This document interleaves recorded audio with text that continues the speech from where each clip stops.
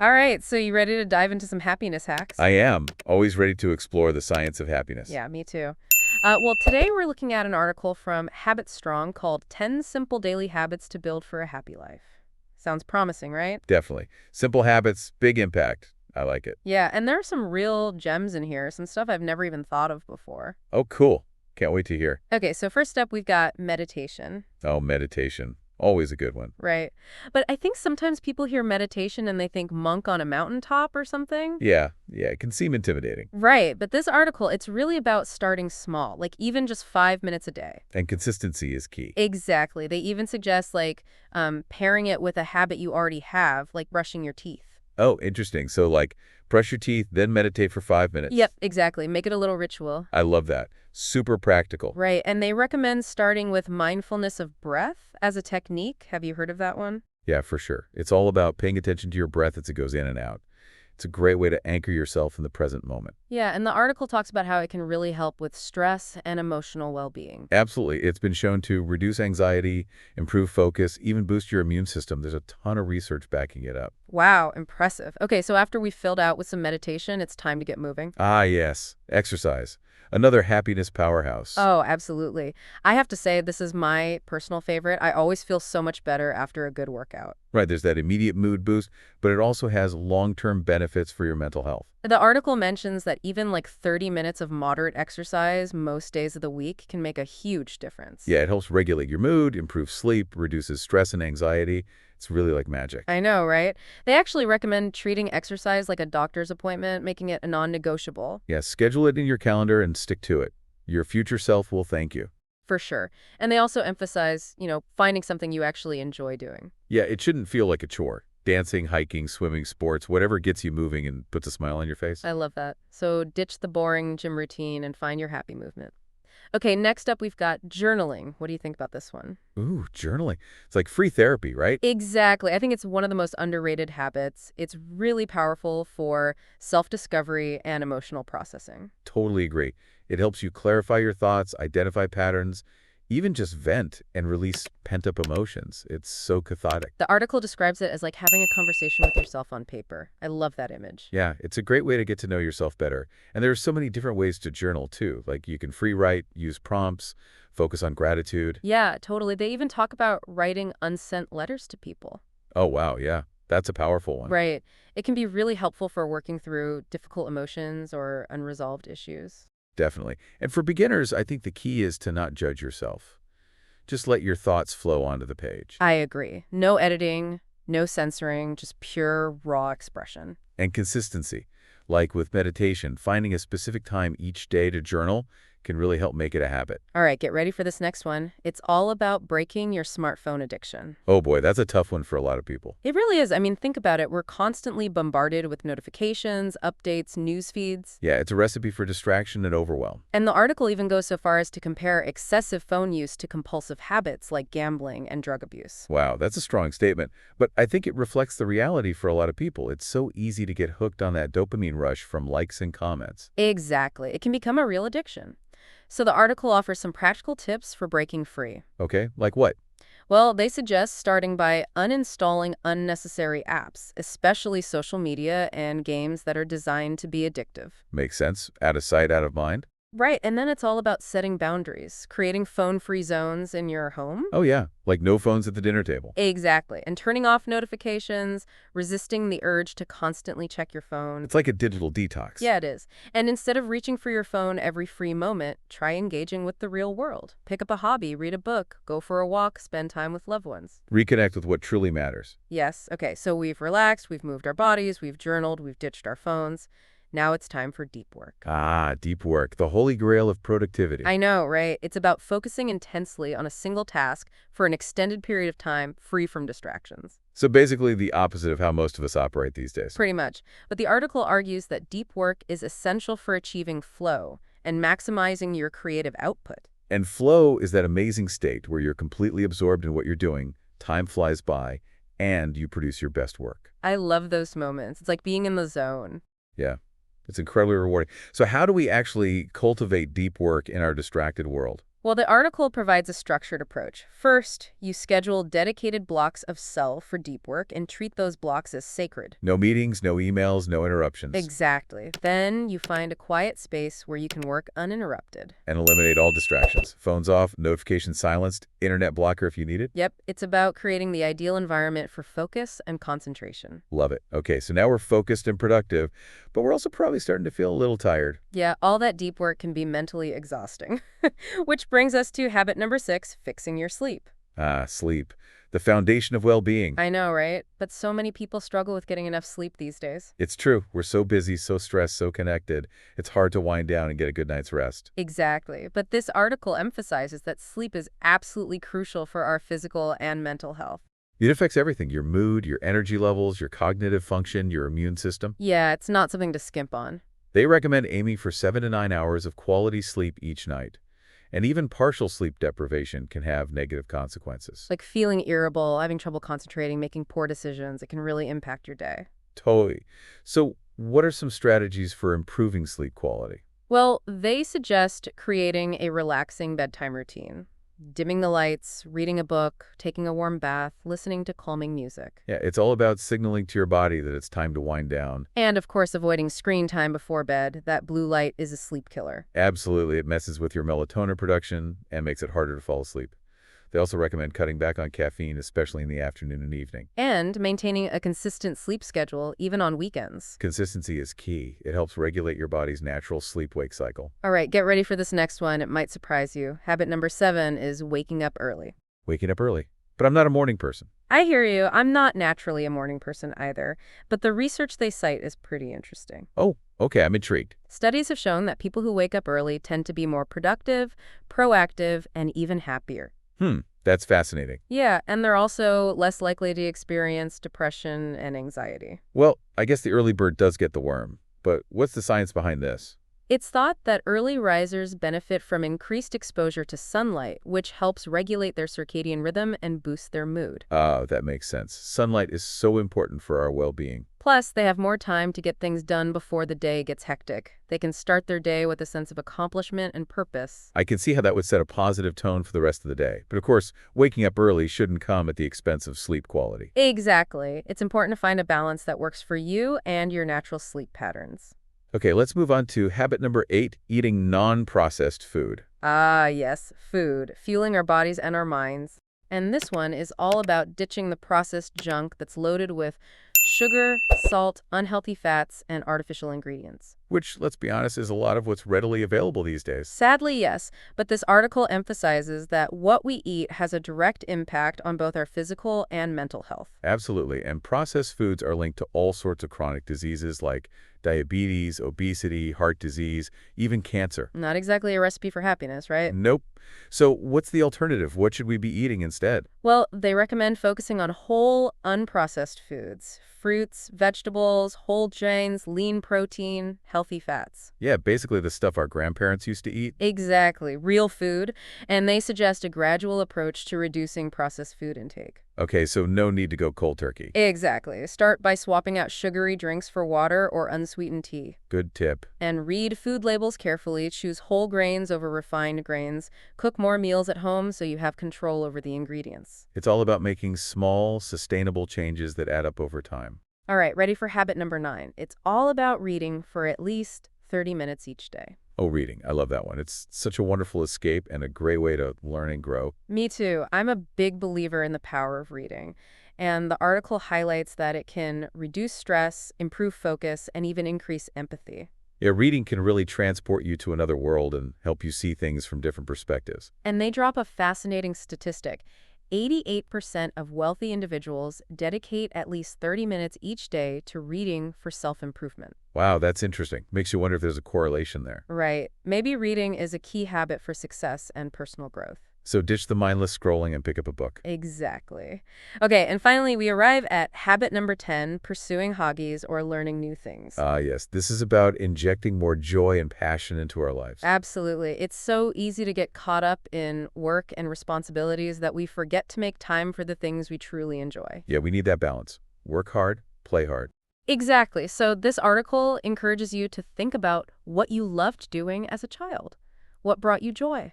It's a great way to tap into your inner child and reconnect with your passions. Maybe it was drawing, playing music, building things, spending time in nature. Whatever it was, try reconnecting with that passion. You might be surprised how much joy it brings back into your life. Yeah, and hobbies aren't just about having fun, right? Right? They can also help you develop new skills, boost your creativity, and connect with others who share your interests. So we've covered a lot of ground here, 10 habits, each with the potential to make you happier. Yeah, it's a pretty comprehensive list. But I know, it can be a little overwhelming, right? Definitely. Where do you even start? Exactly. And that's where the article gets really helpful because they emphasize that you don't have to do everything at once. Oh, good. Because I was feeling a little overwhelmed myself. Yeah, me too. They suggest picking just one or two habits that really resonate with you and focusing on building those into your routine first. That makes a lot of sense. Small steps, sustainable change. Exactly. It's like training for a marathon, right? Yeah, you wouldn't start by running 26 miles on day one. Exactly. You got to build up to it gradually. And everyone's journey is different. What works for one person might not work for another. Totally. So listen to your intuition and choose the habits that feel right for you. Don't compare yourself to others or feel pressured to do it all. It's about finding what brings you joy and fulfillment. Okay, so let's revisit some of these habits and talk about how to actually integrate them into your daily life. Sounds good. I'm ready to get practical. So we started with meditation. Right, mindfulness of breath. Yep. And we talked about how powerful it can be for reducing stress and increasing self-awareness. But for someone who's never meditated before, it can feel a little daunting. Definitely. Where do you even begin? Well, the article recommends starting with just 5 minutes a day. You can find guided meditations online or through apps, or you can just sit in a quiet place and focus on your breath. Simple but effective. Exactly. And remember that tip about pairing it with an existing habit. Oh yeah, like brushing your teeth. Yep. So after you brush your teeth each morning, you meditate for 5 minutes. I love that. Makes it so much easier to remember and stick to it. All right, now let's talk about exercise. We talked about finding an activity you enjoy, but what if you're struggling to stay motivated? Motivation can be tough, especially when it comes to exercise. Totally. So the article suggests finding a workout buddy. Having someone to exercise with can help you stay accountable and make it more fun. Oh, that's a good idea. It's like having a built-in support system. Exactly. You can also try joining a fitness class or a sports team. Yeah, that's a great way to meet new people and try different activities. And don't underestimate the power of setting goals. Goals are so important. They give you something to strive for. Maybe it's running a 5K, training for a triathlon, or just aiming to exercise for 30 minutes each day. Whatever your goal is, make sure it's challenging but achievable. I like that. Challenge yourself, but don't set yourself up for failure. Exactly. Okay, let's move on to journaling. We discussed the various benefits, but for some people, the thought of writing down their thoughts and feelings can be a little intimidating. Yeah, I could see that. It can feel very personal and vulnerable. Totally. So if you're new to journaling, the article suggests starting with a simple gratitude practice. Each day, write down 3 things you're grateful for. Oh, I love that. Gratitude is such a powerful practice. It really is. It helps shift your focus to the positive and cultivate a sense of appreciation. And it doesn't have to be anything major. It could be something as simple as a sunny day or a delicious cup of coffee. Exactly. And if you're looking for more structure, you can always try using journaling prompts. Oh yeah, prompts are great. There are tons of them online and in books. Yeah, they can really help you get started and explore different aspects of your life. All right, now for the big one, breaking that smartphone addiction. This is a challenge for so many of us. I know, it's like our phones have become an extension of ourselves. Right. But the good news is that there are things we can do to regain control. Okay, tell me more. So the article suggests starting by becoming more aware of your phone usage patterns. Track how much time you're spending on your phone each day and which apps you're using the most. That's a good first step. Awareness is key. Exactly. And then you can start setting boundaries. Create phone-free zones in your home, like the bedroom or the dining room. Yep, no phones at the dinner table. We already talked about that. Right. And turn off notifications for non-essential apps. Resist the urge to constantly check your phone. It's about being more mindful and intentional about how we use technology. Exactly. Okay, let's shift gears and talk about deep work. Deep work. Time to get focused. We discuss how deep work can help you focus, boost your productivity, and tap into your creativity. Yeah, it's amazing what you can accomplish when you're truly focused. But creating the right environment for deep work can be tough. It is. There are so many distractions vying for our attention. Right. So the article recommends scheduling dedicated blocks of time for deep work and treating those blocks as sacred. No meetings, no emails, no interruption. Got it. Protect that deep work time. Exactly. And find a quiet space where you can work uninterrupted. Turn off your phone, close your email, put on some noise-canceling headphones if you need to. Create a distraction-free zone. And remember to take breaks. Our brains can only focus intensely for so long before they need a rest. Yeah, breaks are important. Step away from your work, stretch, move around, get some fresh air. All right, let's revisit the sleep monster. We talked about getting enough sleep and creating a relaxing bedtime routine. Right, good sleep hygiene is essential. But what if you're still struggling to fall asleep or stay asleep? Yeah, sometimes it's not that easy. So they suggest making sure your bedroom is dark, quiet, and cool. Invest in a blackout curtains, earplugs, or a white noise machine if you need to. Oh, those are great tips. Creating the right sleep environment is so important. And avoid caffeine and alcohol before bed as they can interfere with sleep quality.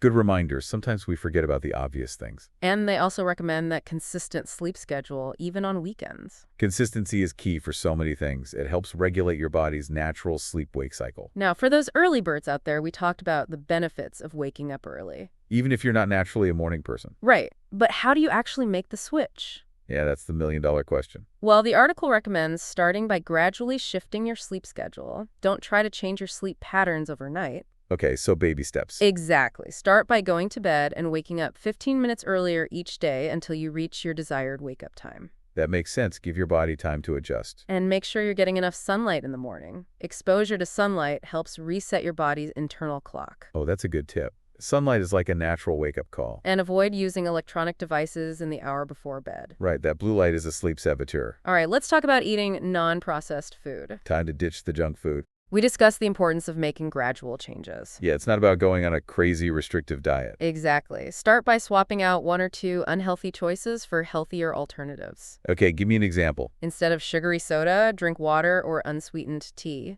Instead of white bread, choose whole grain bread. Got it. Small changes, big impact. And instead of processed snacks, reach for fruits, vegetables, or nuts. Easy swaps. I can do that. Now let's talk about reading. We discussed how it can reduce stress, improve cognitive function, and broaden your horizons. Yeah, reading is a superpower. But with our busy schedules, it can be hard to find the time. Tell me about it. There are never enough hours in the day. So they suggest making reading a part of your daily routine. Set aside 30 minutes each day for reading, whether it's first thing in the morning, during your lunch break, or before bed. Make it a non-negotiable part of your day. And if you're struggling to find books you enjoy, ask for recommendations from friends, family, or your local librarian. Oh, that's a good idea. They're like walking, talking book encyclopedias. All right, and finally, let's revisit the importance of pursuing hobbies and learning new things. Hobbies and learning the spice of life. We talked about how they can bring joy, creativity, and a sense of purpose to our lives. Yeah, it's about nurturing our passions and expanding our horizons. But with our busy schedules, it can be easy to let hobbies fall by a wayside. It's true, life gets in the way.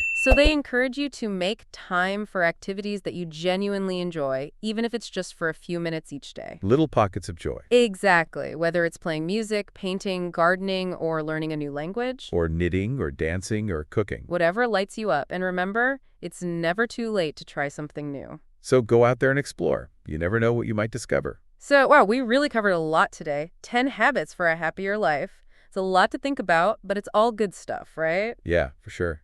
I don't know about you, but I'm feeling pretty inspired. Me too. Like, I'm ready to go meditate and then hit the gym and then write in my journal. Haha, yeah. All before breakfast. Right. Okay, but seriously, what I think is so great about this article is that it emphasizes that you don't have to do everything at once. Oh, for sure. Pick 1 or 2 things and start there. Baby steps. Right, exactly. It's about progress, not perfection. And speaking of progress, like, what habit from this list do you think you're going to focus on?